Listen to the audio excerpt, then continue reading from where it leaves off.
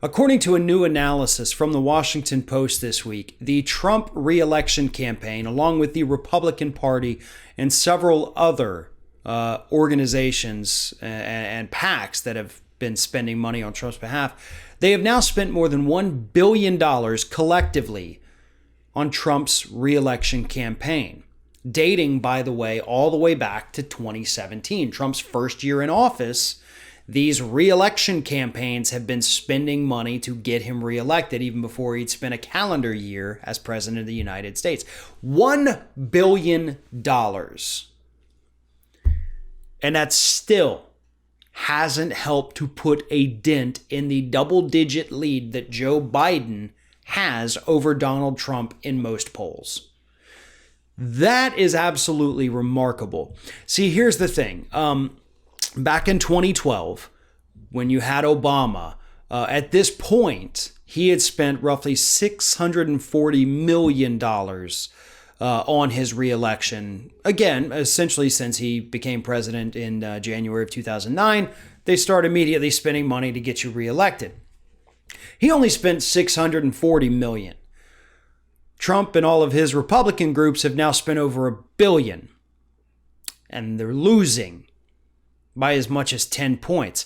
A lot of the polling aggregates right now actually have Trump losing by about 8 or 9 points. Individual polls, depending on which ones you're looking at, some have him losing by 5, some have him losing by 15. So that's why the aggregates, it's single digits, but it's still really bad for a person who spent $1 billion running for president for 3 straight years.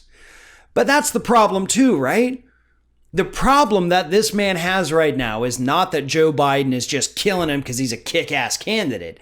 The problem he has is that he doesn't want to do the job. And he's not good at doing the job when he attempts to do the job.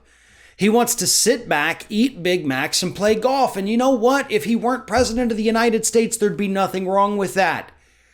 If you're just an average person out there and you've made money or you haven't made money, but you retire, whatever it is, and you just say, screw it, I'm going to eat at McDonald's every day. I'm going to play golf. I'm going to do whatever the hell I want because I have no responsibilities.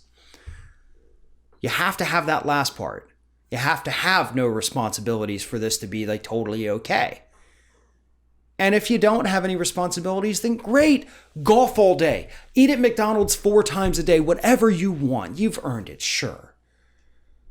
But if you're also president of the United States and you kind of have to run the country, yeah, you don't get to do those things because you made a choice that this is what you wanted to do. But see, Trump didn't want to do that. He wanted the title. He wanted the power. He wanted the glory.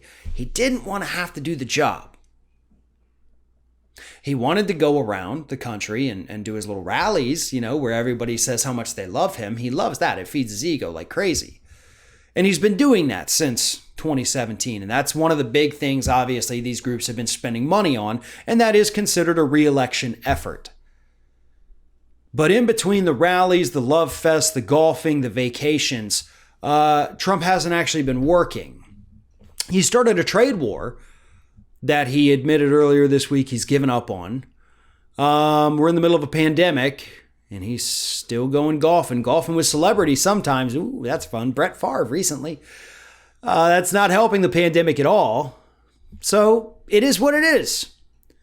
He spends $1 billion, and he's losing by near double digits to Joe Biden. That's how bad Trump is, because Biden is not a strong candidate, folks. It's his 3rd time running for president. And he's winning because he's up against the most incompetent incumbent that we have seen in our lifetimes.